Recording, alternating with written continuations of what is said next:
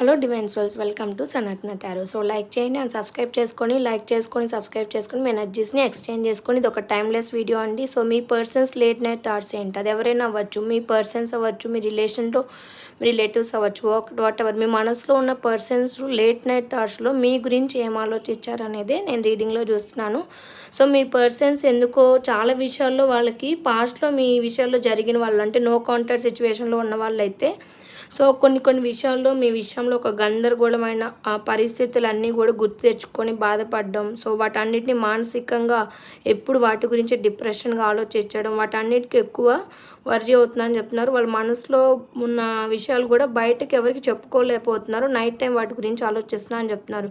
But మీ విషయంలో కానీ తొందరపడకుండా ఒక పద్ధతి ప్రకారం అన్నీ మాట్లాడుకొని ఒక స్టేబుల్గా ఒక డెసిషన్ తీసుకోవాలని వాళ్ళ ఒపీనియన్. కానీ ఆ స్టేబుల్ డెసిషన్ తీసుకోవాలన్నా కూడా వాళ్ళ ఈగో అడ్డొస్తుందని చెప్తున్నారు. సో వాళ్ళ ఈగో అడ్డొస్తుంది, అలానే ఏమన్నా మళ్ళీ వాళ్ళు వచ్చి మాట్లాడితే రిజెక్ట్ చేస్తారేమో